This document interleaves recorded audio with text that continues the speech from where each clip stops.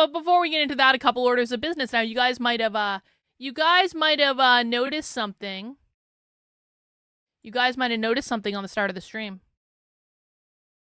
I had a video that has the hashtag, or the handle rather, Queer Marxism. And you're going to say, Carlin, you started another fucking Twitter account? And I'm going to say, yeah, I did. But, you can't be mad at me because you can't dangle the handle Queer Marxism in front of me. I was literally shocked no one else had this handle. You can't dangle that in front of me and expect me not to start a Twitter account. My original plan was to do all of this through the Better Discourses Twitter account. That was the original goal. And we are still going to do stuff through the Better Discourses Twitter account. But here's the thing. I found out that the handle Queer Marxism was available on Twitter. And so I appropriated one of my old sock accounts that I don't really use for anything anymore, because the reason I used to have a lot of sock accounts was Twitter would not allow you to see people that had blocked you unless you had a sock account. And so I created a whole bunch of sock accounts. And now I can see whatever I want because Twitter removed the thing where you can't see people if they block you. You just can't respond to them or interact with them. So now I can see everything. So now I have all these old sock accounts and I'm like, these aren't being used for anything. So I reappropriated a sock account to take the Queer Marxism Twitter handle. And it's not verified yet because I just changed my profile photo. I'll be able to verify it in a couple days. But it is me. As you can see, I'm logged into it. We have our new mascot. We named him the other day. His name is Grigory, as in Grigory Rasputin. And he is the mascot, and he is the curator of what I'm calling the Queer Marxism Project, which you can find if you go to, wait for it, queermarxism.com. Because not only did I get the Queer Marxism Twitter handle, I also got queermarxism.com, which again, I don't know how the ever-loving F that hadn't been registered yet. And just to top it all off, I also have the Queer Marxism handle on YouTube now. So I started a YouTube channel just to put clips for the Queer Marxism Project. I started a YouTube channel that is youtube.com/queermarxism. So I'm literally just using this to upload clips so I can embed them on a website and to have kind of like a repository for them, because I was like, if it's available, I'm going to take it. So we now have the Queer Marxism Twitter handle, we now have the Queer Marxism website, and we now have the Queer Marxism YouTube. We should probably be registering Queer Marxism on some other stuff too. I'll have to work that out, but I really think that these are the main ones. And well, yeah, this is unironically something I like. I like when leftists learn more from my content than they do from their content, because it means I'm ahead of all of them on everything.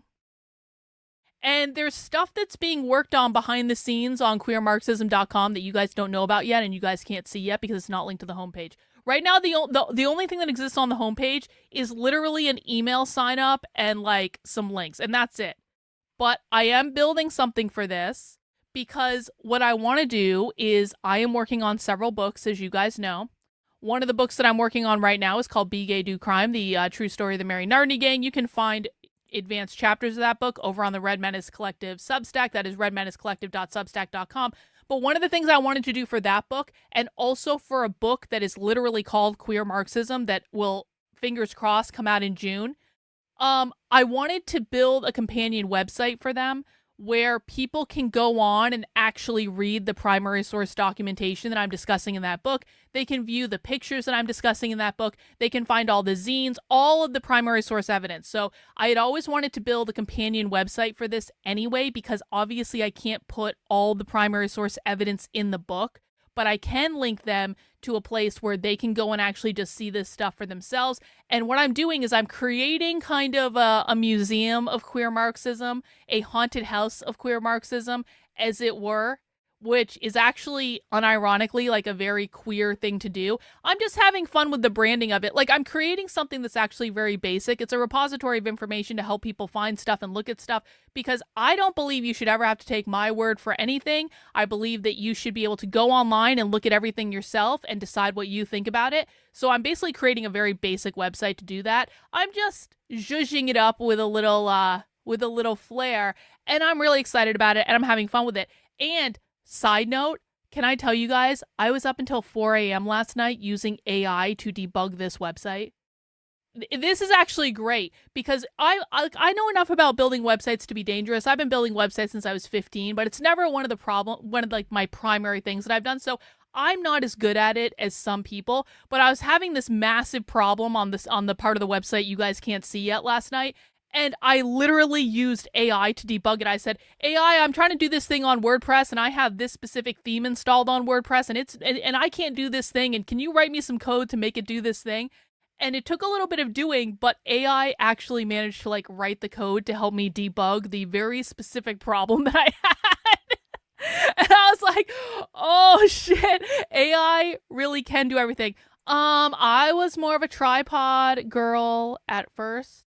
I don't know that I ever had an Angel Fire website. I definitely had a GeoCities website at some point, but I liked Tripod. Tripod was my jam for some reason. I don't really remember why. I think I built my first ever website on Tripod. Anyway, that's something that I'm working on. And of course, we're going to be taking clips from the like part of the point of all this is we have so many clips.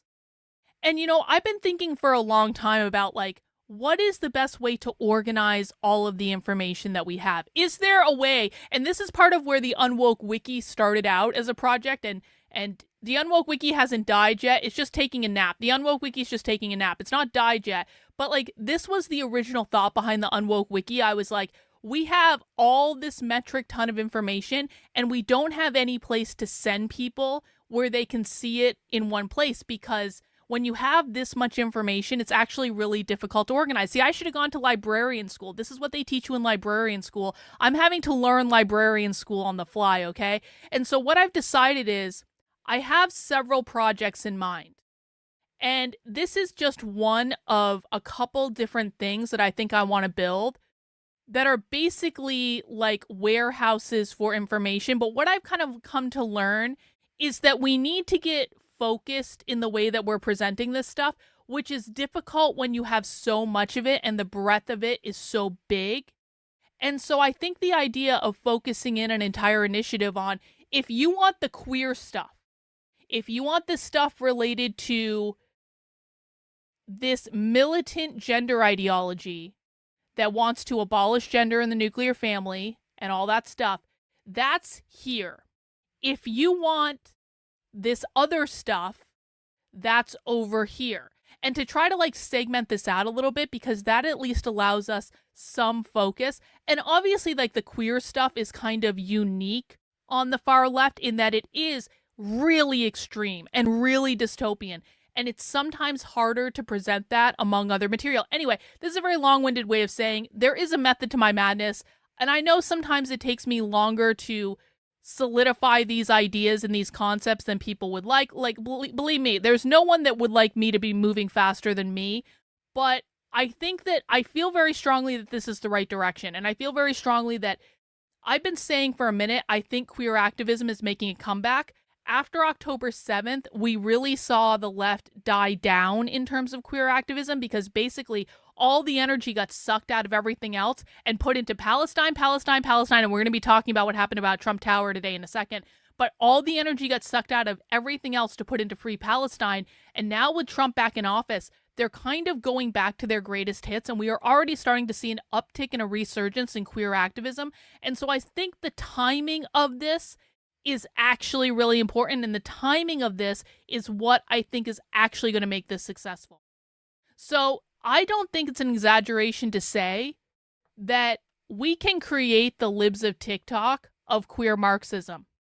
What's going to exist on this Twitter account are videos of queer Marxism, are photographs of queer Marxism, of all the craziest shit, all in one place.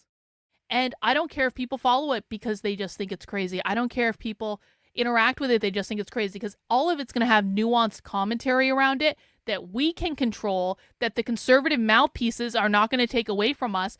And I really do think that we can work together to build this up actually rather quickly, if I'm being honest about it. If we all work together on it, we make sure we're retweeting things, we make sure we're sharing things, we make sure we're spreading the word about this, This is a very specific thing that is going to house some of the craziest clips that people have ever seen in their lives. And it'll be a place where we can constantly put this stuff.